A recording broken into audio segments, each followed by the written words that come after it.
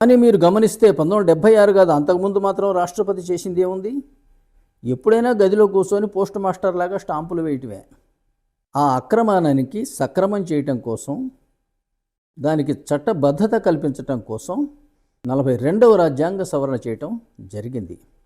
కానీ అది ఎలా చెల్లుతుంది ఆలోచించండి. ఎవరైనా ఇలా అనొచ్చా? అన్ని అధికారాలు మీవే, కానీ మీరు మేము చెప్పినట్టు వినాలి.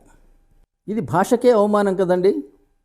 లేదా మీరు మా యజమాని, మీరు ఎలక్టెడ్ పర్సన్, మీరు మమ్మల్ని నియమించుకుంటారు, ఇష్టానుసారం తొలగిస్తారు, మేము మీ సేవకులం అని రాజ్యాంగంలో ఉంటే, వీళ్ళు అదనంగా కానీ మేము చెప్పినట్టు మీరు వినాలి అని చేరిస్తే అది చెల్లుతుందా? రాజును గదిలో బంధించి మోస్తాలు పరిపాలన చేస్తున్నట్లుగా ఉంది నేటి పరిపాలన. ఇది ఎప్పటికైనా సరే ఈ దేశానికి ప్రమాదకారిగా పరిణమిస్తుంది. ప్రజాస్వామ్యం అంటే చట్ట వ్యవస్థ ఉండాలి, కార్యనిర్వాహక వ్యవస్థ కూడా ఉండాలి. వీరు ఒకరికి ఒకరు ప్రత్యర్థులు అయి ఉంటే అది ఆదర్శవంతమైన ప్రజాస్వామ్యం. అటువంటిది చట్ట వ్యవస్థలో మెజారిటీ ఉన్నవాడికి కార్యనిర్వాహక వ్యవస్థలో ప్రతినిధి అయినటువంటి రాష్ట్రపతి మరియు గవర్నర్లు సబార్డినేట్ అయితే ఈయన చెప్పినట్టు వారు వినాలి అని అన్నప్పుడు మీకు కార్యనిర్వాహక వర్గం లేనే లేదు. అనగా భారతదేశంలో ప్రజాస్వామ్యం లేనే లేదు, లేదా కుంటికాల మీద నడుస్తోంది. ఇది ఏ రోజైనా పడిపోక తప్పదు. డిస్కషన్ మరొక మార్గానికి దారితీసింది. నేను మళ్ళీ SIR special intensive revision of electoral rolls. మనకు తెలుసు ప్రజాస్వామ్యానికి ఎన్నికలు ముఖ్యం. ఆ ఎన్నికలు అనేది ఫ్రీ అండ్ ఫెయిర్గా ఉండాలి. అవి ఉండాలి అంటే అసలు ఓటు వేసే హక్కు ఎవరికి ఉంది అని తేల్చాలి. చివరికి బంగ్లాదేశ్ నుంచి వచ్చిన వాళ్ళు, పాకిస్తాన్ నుంచి వచ్చిన వాళ్ళు, చైనా నుంచి వచ్చిన వాళ్ళు మన ప్రజాప్రతినిధులను ఎన్నుకుంటే పరిపాలన సజావుగా సాగుతుందా? నిజాయితీగా ఉంటుందా? ఉండదు. అందువల్ల ఈ భారతదేశ సార్వభౌమత్వ అధికారం ఎవరిలో ఉంది అంటే అది ముఖ్యంగా భారత ప్రజలలో ఉన్నది. ఆ ప్రజలు కొందరిని ఎన్నుకోవటం ద్వారా వారికి డెలిగేట్ చేస్తున్నారు. ఎమ్మెల్యేలు, లోక్సభ సభ్యులు. వారు రాష్ట్రపతిని ఎన్నుకోవటం ద్వారా రాష్ట్రపతిలో నిక్షిప్తమై ఉంటుంది భారతదేశ సార్వభౌమత్వ అధికారం. అందువల్ల మనం ఆహారాన్ని శుభ్రం చేసుకోవటం ఎంత అవసరం తినే ముందు, అలాగే ఎన్నికలు జరిపే ముందు ఓటర్ల లిస్టును సరిచేసుకోవద్దా? అది చేసుకోవద్దు అని కొందరు అంటున్నారు. ఎవరు అంటే భారతదేశంలో భారతదేశానికంటే కూడా ఇతర దేశాలను ప్రేమించే వాళ్ళు చాలా ఎక్కువ మంది తయారవుతున్నారు. వాళ్ళేమంటారు అంటే ఓటు హక్కు అందరికీ ఇవ్వండి, వాళ్ళ ఓటు హక్కును తీసేయడానికి వీల్లేదు. అంటే వాళ్ళు భారతదేశ పౌరులు కాకపోతే, భారతదేశంలోకి చొరబాటుదారులైతే వాళ్ళందరికీ ఓటు హక్కు ఇస్తే ఏం జరుగుతుంది? అందువల్ల ఈ స్పెషల్ ఇంటెన్సివ్ రివిజన్ చేసే హక్కు మాత్రమే కాదు, బాధ్యత కూడా ఎలక్షన్ కమిషన్ మీద ఉన్నది. అలాగే ఇందాక నేను మీకు చెప్పాను, రాష్ట్రపతి ఒక్కడే భారతదేశంలో ఎన్నికైన కార్యనిర్వాహక అధికారి అని. మీరు ఆర్టికల్ 328 చూడవచ్చు. మన ఎన్నికల కమిషన్కు కూడా అప్పచెప్పినవి 2 ఎన్నికలు. 1 సాధారణ ఎన్నికలు, 2 రాష్ట్రపతి ఎన్నిక. That's all. ముఖ్యమంత్రి ఎన్నిక, ప్రధానమంత్రి ఎన్నిక భారత రాజ్యాంగంలో లేవు. అట్లా సింగిల్ సీటు మెజారిటీ తోటి ముఖ్యమంత్రులు, రాష్ట్రపతులు అవుతారన్న దురవగాహన వల్లనే ఇవాళ ఓటుకు నోటు కొనుక్కొని, ఎమ్మెల్యేలని, ఎంపీలని కొనుక్కొని, విప్పు జారీ చేసి చూపించి ఓటేయమని అడిగి మెజారిటీ నిరూపించుకొని ఇవాళ రాష్ట్రాన్ని, దేశాన్ని చెరబడుతున్నారు నాయకులు. అసలు ఇది ప్రజాస్వామ్యం కాదు కదా. అసలు ఇది రాజకీయం కూడా కాదు. ఇది గ్యాంగ్ రూల్ తప్పితే ప్రజాస్వామ్యం కాదు, అసలు రాజకీయం కూడా కాదు. ఎలక్టోరల్ రోల్స్ని మీరు సవరించేటప్పుడు ఎవరికి ఇవ్వాలని చెప్పాను? భారత పౌరులకు ఓటర్ లిస్టులో ఉండాలి.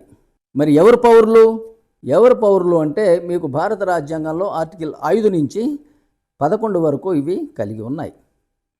వీటి ప్రకారం ఎవరైతే భారతదేశంలో జన్మించి ఉన్నారో మరియు భారతదేశంలో నివసిస్తూ కూడా ఉన్నారో, as on the date of coming of the constitution into effects, say 26 January 1950, భారతదేశంలోనే పుట్టి ఉన్నారు, భారతదేశంలో నివాసం కూడా ఉంటున్నారు. రాజ్యాంగం వచ్చే నాటికి వాళ్ళు భారత పౌరులు. సెక్షన్ 5 సబ్ ఆర్టికల్ 1 కింద రాజ్యాంగం వచ్చే నాటికి భారతదేశంలో స్థిర నివాసం ఉన్నటువంటి వాళ్ళు కూడా పౌరులే. కానీ వాళ్ళ యొక్క తల్లిదండ్రులలో ఎవరో ఒకళ్ళు భారతదేశంలో పుట్టి ఉంటే మాత్రమే. అలాగే రాజ్యాంగం వచ్చే నాటికి 5 సంవత్సరాల ముందు నుంచి భారతదేశంలో స్థిర నివాసం ఏర్పరచుకొని ఉన్నవాళ్ళు, వారి తల్లిదండ్రులు భారతదేశంలో జన్మించి ఉన్నవారు కాకపోయినా సరే. ఇక ఆర్టికల్ 6 కింద ఎవరైతే పాకిస్తాన్ నుంచి 19 జూలై 1949 కన్నా ముందు భారతదేశంలోకి మైగ్రేట్ అయి ఉంటే వారి యొక్క తల్లిదండ్రులు కానీ తల్లిదండ్రుల యొక్క తల్లిదండ్రులు కానీ భారతదేశంలో జన్మించి ఉంటే 19 జూలై 1949 కన్నా ముందు భారతదేశంలోకి మైగ్రేట్ అయి ఉండాలి. వాళ్ళ తల్లిదండ్రులు కానీ తాతలు కానీ భారతదేశంలో పుట్టి ఉండాలి. 19 జూలై 1949 తర్వాత కూడా మైగ్రేట్ అయి ఉండవచ్చు, కానీ వారు ఆటోమేటిక్గా పౌరులు కాజాలరు.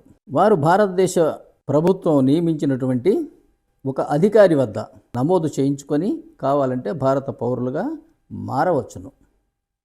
ఆర్టికల్ 7 కింద భారతదేశం నుంచి 1 మార్చి 1947 తర్వాత పాకిస్తాన్కి వెళ్ళిపోయారు, కానీ అక్కడ నుంచి రీసెటిల్మెంట్ ప్లాన్ తోటి భారతదేశానికి తిరిగి వచ్చారు. వాళ్ళు భారత ప్రభుత్వాధికారులు అనుమతించినటువంటి రీసెటిల్మెంట్ ప్లాన్తో ఇండియా గినక తిరిగి వచ్చినట్లయితే. అట్లాగే ఆర్టికల్ 5 ప్రకారం, ఆర్టికల్ 8 ప్రకారం భారతీయులు ఎవరైనా విదేశాలలో గినక నివసిస్తూ ఉంటే అక్కడ ఉన్నటువంటి ఇండియన్ ఎంబసీలో రిజిస్ట్రేషన్ చేయించుకొని వారు కూడా భారత పౌరులుగా మారవచ్చు. అలాగే ఆర్టికల్ 9 ఏం చెబుతుందంటే ఏదైనా ఒక సింగిల్ సిటిజన్షిప్ మాత్రమే, dual citizenship is not allowed. మీరు ఇతర దేశ పౌరులై ఉంటే భారతదేశంలో పౌరసత్వము రాదు. ఇతర దేశాల పౌరసత్వం మీరు పొందారు అంటే భారతదేశంలో మీరు పౌరులు కారు. ఈ పౌరసత్వ చట్టాలన్నీ కూడా పార్లమెంటు చేసే చట్టాలకు సవరణలకు లోబడి ఉంటాయి అని ఆర్టికల్ 11 తెలియజేస్తున్నది. ఇప్పుడు ఆలోచించండి, ఎన్నికల కోసం ఎలక్టోరల్ రోల్స్ని రివైజ్ చేయవలసిన అవసరం ఉన్నదా లేదా? ఉన్నది. అర్హులు కాని వారిని తొలగించక తప్పదు. కొన్ని రాష్ట్ర ప్రభుత్వాలు అదే పనిగా విదేశీయులను తీసుకుని వచ్చి వారికి అన్ని విధాలుగా ఐడి కార్డులు ఇప్పించి ఓటర్లుగా చేర్పించడం వల్ల నిజంగానే అనేక మందిని ఈరోజు తొలగించవలసిన అవసరం వస్తున్నది. లేదు, మేము పౌరులము, మాకు ఓటేసే హక్కు ఉంది, మాకు ఓటు హక్కు ఉండవలసిందే అంటే వారు అభ్యంతరాలు తెలియజేయవచ్చు, అవసరమైతే న్యాయస్థానాలను ఆశ్రయించవచ్చు. అంతే తప్ప ఒక రాజ్యాంగ వ్యవస్థ అయినటువంటి ఎన్నికల కమిషన్ను వాళ్ళ విధి నిర్వహణలో అడ్డుకోవడం అనేది తప్పు అనేది నా భావన. మీకు మరొక ముఖ్యమైన విషయం చెప్తాను. భారత రాజ్యాంగం ప్రకారం ప్రతి 10 సంవత్సరములకు ఒకసారి జనగణన జరగాలి. వాటి మీద ఆధారపడి మాత్రమే ఎన్నికలు జరగాలి. ఆ విధంగా మీకు 1951లో మొట్టమొదటిసారి జనగణన జరిగింది. వాటి ఆధారంగా 1952లో మొట్టమొదటి సాధారణ ఎన్నికలు జరిగినాయి. కానీ దురదృష్టవశాత్తు దీనిని అర్థం చేసుకోకుండా సుమారు 2000 సంవత్సరం నుంచి ఈనాటి వరకు జనగణన చేయకుండా ఆ జనగణన 10 సంవత్సరాలకు ఒకసారి చేసేది ఎందుకు అంటే రాష్ట్రాల పునర్విభజన చేయాలి, సీట్ల సర్దుబాటు కూడా చేయాలి. ఈ మధ్య డీలిమిటేషన్ అంటే సీట్లు పెంచటం అని అనుకుంటున్నారు. అంతకు మించిన అజ్ఞానం మరొకటి లేదు. రాష్ట్రాల పునర్విభజన ఎందుకోసము అంటేనేమో మీకు ఆర్టికల్ 55, 81, 170 ఏం తెలియజేస్తాయంటే ప్రతి రాష్ట్రంలోనూ వీలైనంత వరకు సమాన సంఖ్యలో జనాభా, సమాన సంఖ్యలో ఎమ్మెల్యేలు, సమాన సంఖ్యలో ఎంపీలు ఉండాలి. వారు ప్రాతినిధ్యం వహిస్తున్నటువంటి జనసంఖ్య దేశవ్యాప్తంగా ఇంచుమించు సరిసమానంగా ఉండవలే అని ఆర్టికల్ 81 మరియు 170 తెలియజేస్తున్నాయి. ప్రతి 10 సంవత్సరములకు ఒకసారి జనగణన చేసేది ఎందుకు? ప్రతి 10 సంవత్సరములకు ఒకసారి రాష్ట్ర పునర్విభజన జరగాలి, సీట్ల సర్దుబాటు కూడా జరగాలి. అందుకోసమే రాష్ట్రాల పునర్విభజన చేసే ప్రక్రియను మరింత సులువుగా చేసింది రాజ్యాంగం. ఆర్టికల్ 3 కింద రాష్ట్రాల విభజన, హద్దుల మార్పు, పేర్ల మార్పు, వాటి యొక్క హోదాల మార్పు ఇవన్నీ కూడా రాష్ట్రపతితో కూడిన పార్లమెంటుకు అధికారం ఇచ్చివేసింది. ఆర్టికల్ 4లో చెబుతారు కదా అంటే అలా చేసేవి ఏవి కూడా రాజ్యాంగ సవరణల క్రిందికి రావు. ఎందుకంటే రాజ్యాంగ సవరణ క్రిందికి వస్తే ఉభయ సభలలో 3/2 మెజారిటీ కావాలి. అది కొంత కష్టతరం అవ్వచ్చు. ఇది ప్రతి 10 సంవత్సరములకు ఒకసారి జరిగే సాధారణ ప్రక్రియ కాబట్టే ఇది రాజ్యాంగ సవరణ క్రిందికి రాదు అని చెప్పడం జరిగింది. కానీ దురదృష్టవశాత్తు భారతీయ వ్యవస్థలన్నీ భారత రాజ్యాంగాన్ని సంపూర్ణంగా అపార్థం చేసుకున్నాయి లేదా తప్పుదోవ పట్టిస్తున్నాయి. భారతదేశంలో రాజ్యాంగం కాదు, రాజ్యాంగ అజ్ఞానం రాజ్యం ఏలుతున్నది. ఆ కారణంగానే ఈరోజు మనం చూస్తున్నటువంటి సామాజిక, ఆర్థిక, రాజకీయ అల్లర్లు, అంతులేని పేదరికం, ఉగ్రవాదం, తీవ్రవాదం. దీన్ని ఇప్పటికైనా సరే అరికట్టవలసిన అవసరం ఉంది. ఇప్పుడు నేను మీకు చెప్పాను జనాభా ప్రాతిపదికన రాష్ట్ర విభజన జరగాలి అని. అంటే అర్థం భాషా ప్రయుక్త రాష్ట్రాల విభజన తప్పు అని అర్థం చేసుకోండి.